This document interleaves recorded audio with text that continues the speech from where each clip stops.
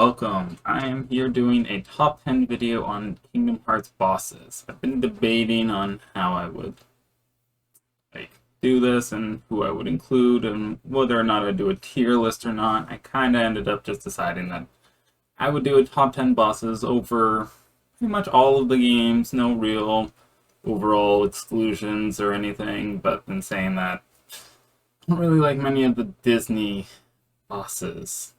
There's not. Oh, we'll get there. We'll get there, and you'll all see clearly as day. But we have my top 10 favorite bosses coming up. This is my opinion. May not agree with everyone else's. I'm just throwing out some of the bosses that I'd love to fight, had good memories with, learn the strategies either on my own through way too much trial and error, or kinda got it and then had to search it up to get the last little parts of it.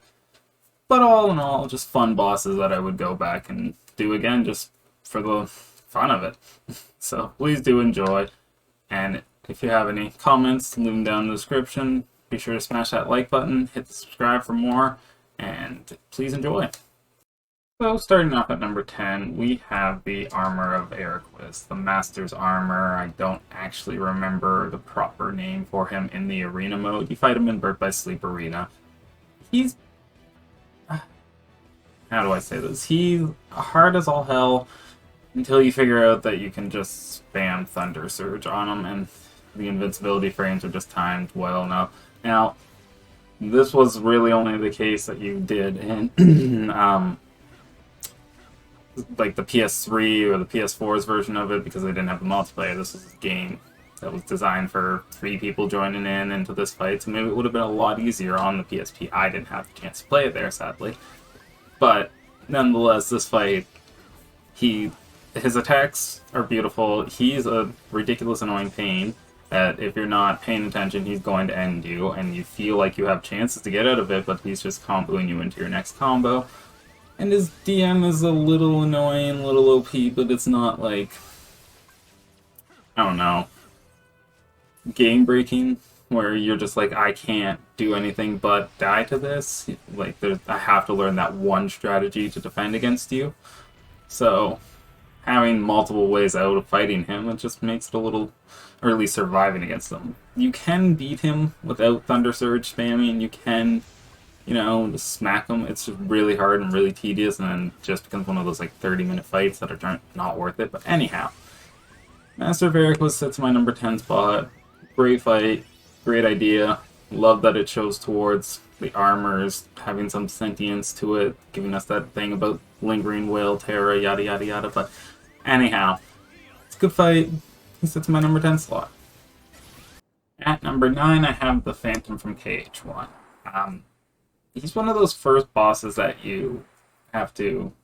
well, he's not the, in order-wise. He's one of the first bosses I found, for secret-wise, in KH1. I didn't really go looking for him, but I did know about, the clock tower having the timer settings, so after a few visits and just trying all these different things, I ended up finding him by mistake, so hey, how to... it was pretty interesting, but after you figure out that he's just stop the clock, Peter Pan never dies, keep your eye on that clock, and then keep, he's just a magic boss, which is very fun, but it's not, overly complex, so I love sitting there using my Fire, Blizzard, Thunders, but that's all I need to do. Well, yeah, I guess you gotta stop every once in a while on the clock to make sure Peter Pan doesn't die. It just seemed a little less than, a little lacking. So, it's gonna sit in my number 9 slot. One of the great ones, though, and definitely one of the few actual, boss-like enemies that I really enjoyed through the game. So, he does hold a special spot in my heart, but it's just not the best boss in the Kingdom Hearts series. So, he'll have to take number 9 right now. For my number 8, we have Marluxia. You see him at the end first of Chain of Memories. He's the final boss.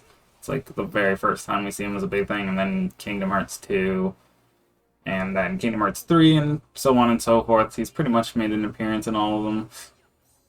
A little bit of a side appearance in Birth by Sleep as a background character, not as a boss or anything, but The pink spinning death wheel is not the hardest thing to deal with, unless you're me, apparently. I literally hated all of his attacks, never once got really overly used to guarding or dodging them. It's a very reflect heavy strategy for this fine pink fella.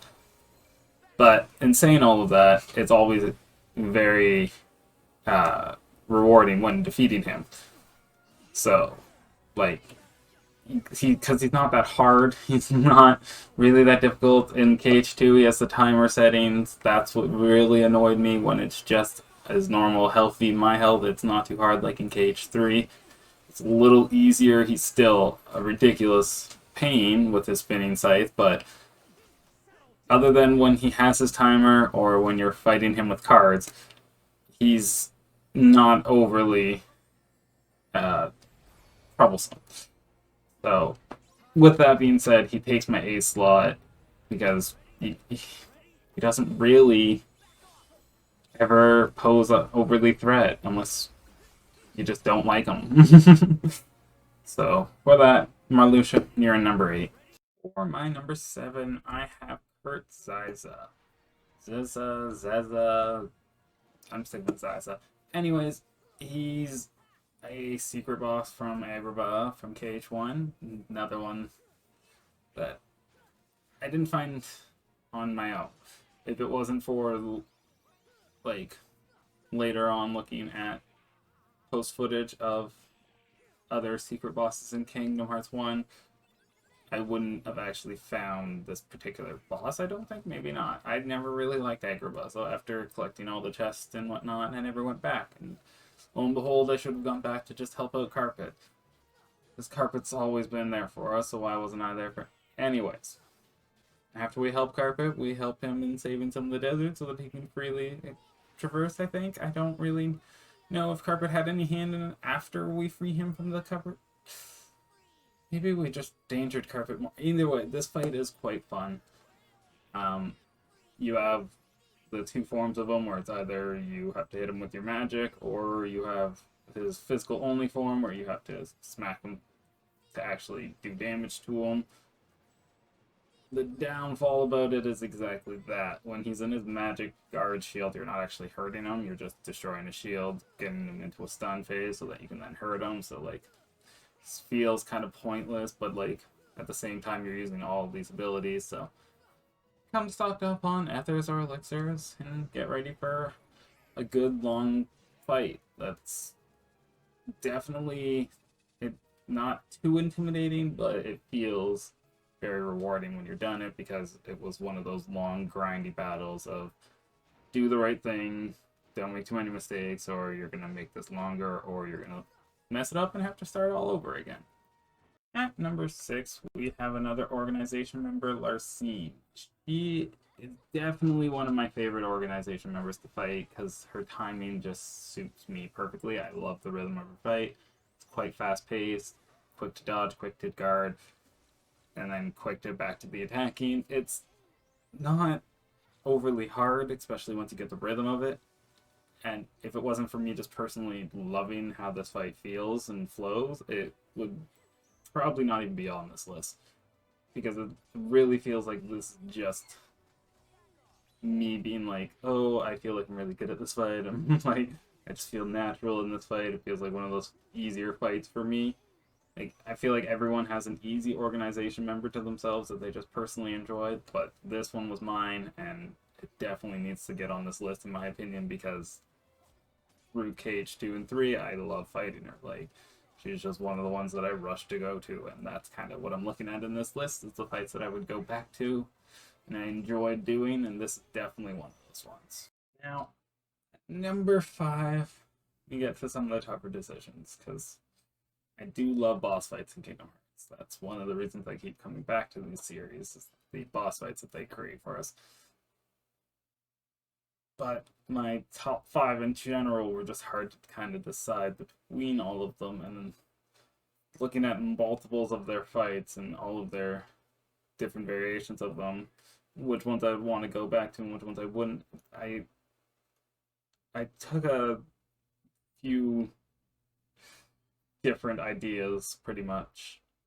And looking at it all, just boiling it all down, I had to put Riku into my fifth slot because he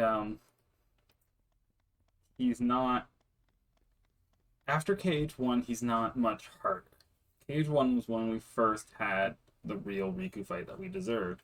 We had fought him at Destiny Island. We were weaker than him. We had to train up on our friends to even like compare to him.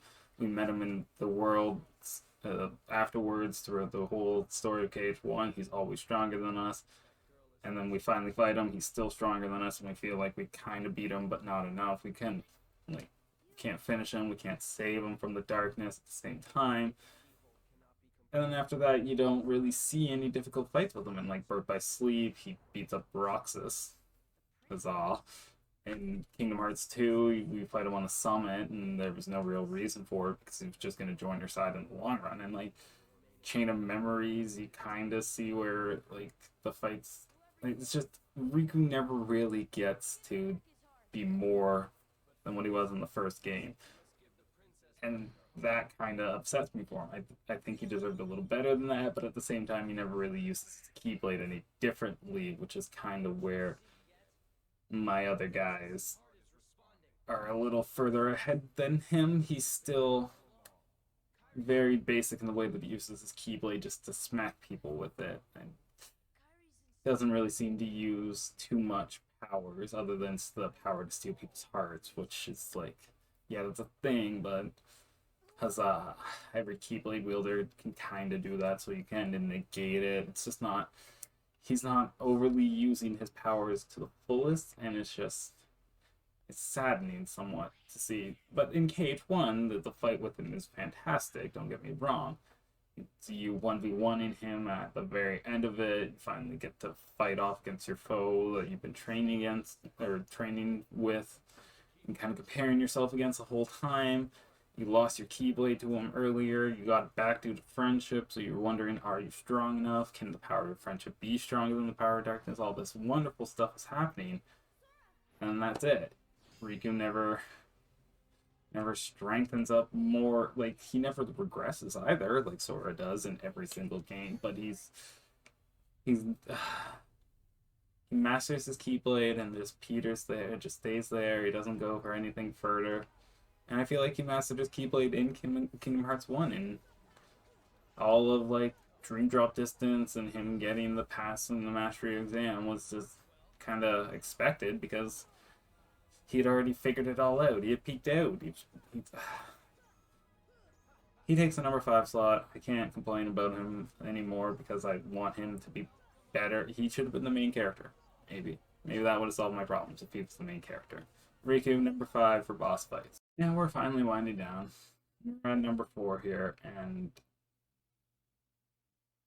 I don't know particular which fight of his is my favorite, but I would definitely have to talk about the Birth by Sleep fight of his. But Xehanort is definitely one of my favorite boss fights out there. He poses the annoying challenge of, we later figure out pretty much immortality with his body swapping. So like we know we're never finishing him, and looking back at that makes me kind of hate him and love him a little more because like each fight to him is just another counter, another mark off the list of do nots and do's. Why for us it's still that life and death matter because our characters don't seem as immortal as they actually. It's, I guess, a little more complicated than it needs to be. However, in saying all of that, fighting this annoying, wonderful guy in all of his many forms, be it Ansem, be it Xehanort, be it Ansem again, I don't even know what to call him half the time. He is just a constant threat that takes that multiple use of all of your little strategies. A little bit of reflect, a little bit of guard, a little bit of stopping, a little bit of all of this. Well, I guess you don't really get any stops against him, do you? But you have to use your magics, your abilities, all of the fun stuff in between fighting all of him. every variation of him, he takes that, and I've always enjoyed fighting him. Though none of the fights seem overly long, none of them are like that long, tenuous, like a weak, frail old man still. You still have to deal with his either ridiculous, overly powered ways or just him constantly swinging at you using the power of darkness or his keyblades or his lightsabers, whatever form you're fighting of him. And that kind of is what really I find enjoyable, is that no matter what, he's that constant threat. Even though it seemed that he was easy to beat down in the long run, it feels harder than it was. So it's kind of enjoyable at the end, and then you look back at it and you're like, oh, maybe I could do this better, I could do that a little faster, and then it gets to the point where you could probably do it in less than a minute kind of thing. And that's what's enjoyable about it, is that you keep seeing new little strategies about fighting him every time. And he's always that end guy, so it really feels like you powered yourself up to there to get stronger. It's just a rewarding fight every time, defeating Xehanort in his many forms. So for me, he will have to sit at my number 4. We are here at the big 3. We are here at the big 3 now, and boy, am I excited to talk about these 3, because each one of them I have long list of losses before my first victory for.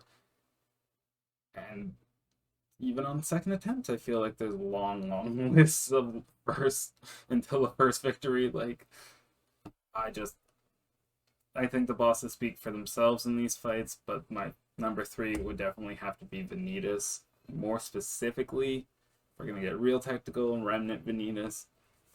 In saying that, I enjoy all fights with Benitus. In Cage 3, there was some good fights with him. Cage Birth by Sleep, there was a bunch of good fights with him, but the big one is his Remnant version. That is the top dog, hardest down version of Benitus I think we see.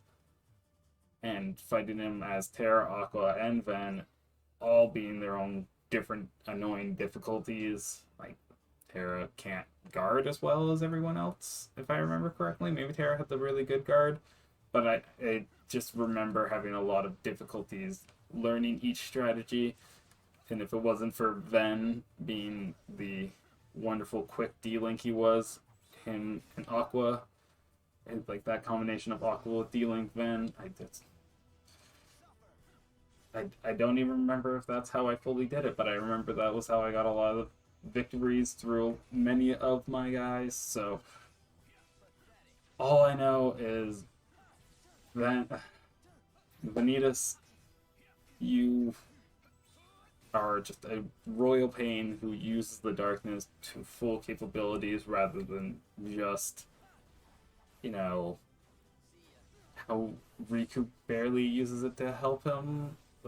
I don't know, he kind of doesn't at the same time use it to his full capabilities in a lot of situations. But in saying that, he still overly uses it in every other situation that he does use it, like using it to control the wave of Keyblades to ride around on, being his annoying self, or creating several thousand clones of him over however long of a period of time he's been causing clones of himself. He's quite annoying with his uses of darkness and Keyblade. So, in saying all of this, I just have to put him on the top 3 because I feel like he deserves it with his just relentless onslaught of attacking. And after you finally figure out how to defeat this painful sir, it finally becomes very enjoyable of a fight rather than the just painful onslaught it is at the very beginning, because oh my gosh, he is so annoying. But he definitely makes my number 3 slot, and I think he deserves it. In my number 2 slot, we have the Lingering Will from Kingdom Hearts 2. Boy, do I love this fight. It is fantastic. It uses everything that you need in it, like the combats. You need your understanding of how all your little abilities work.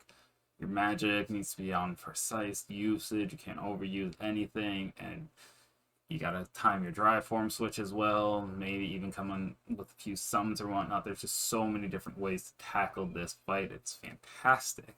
And saying that, the Lingering Will himself is a Keyblade wielder who uses his Keyblade to the fullest.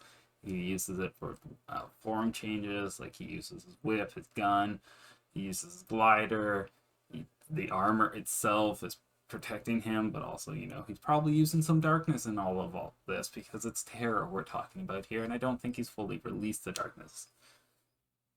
In saying all of this, he makes a beautiful fight, and it is fantastic and whatnot, but it's not my all-time favorite.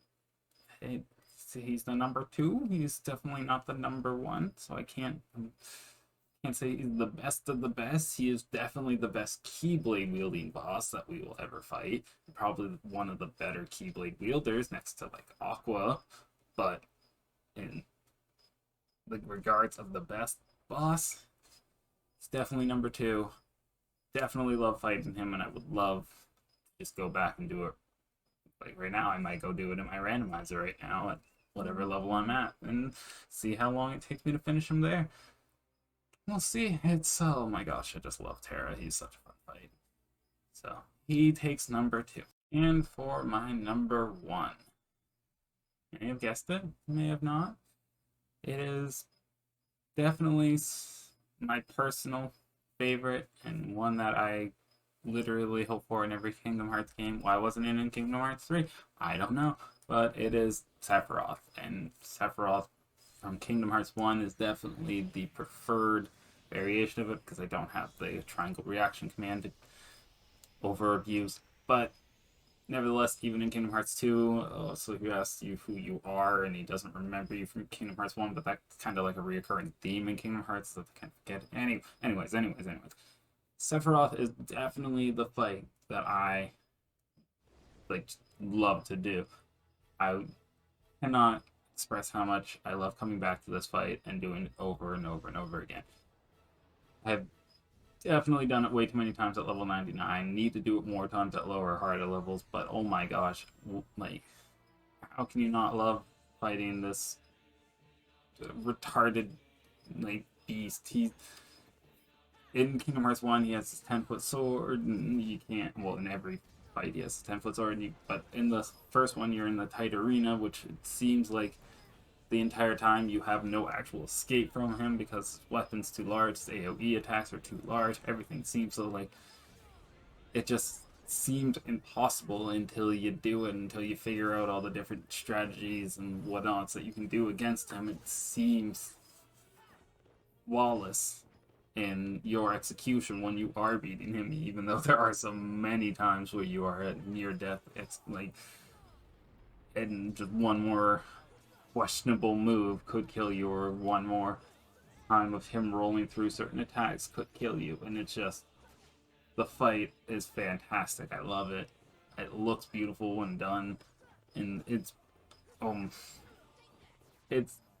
the hardest fight, but even in this list, but it's definitely my personal favorite in the fact that it's, yes, against Sephiroth, and it just feels like you've used all of your abilities in an awkward way to make it work, whereas every other kind of fight feels very cinematically perfect, like looks beautiful and plays out beautiful with all the abilities and whatnot. This fight is much more get her done, kind of grungy, grindy. It doesn't look as like it was meant to be. Maybe it's because it's a Keyblade wielder versus a guy with a sword, or I don't know what causes it not to have that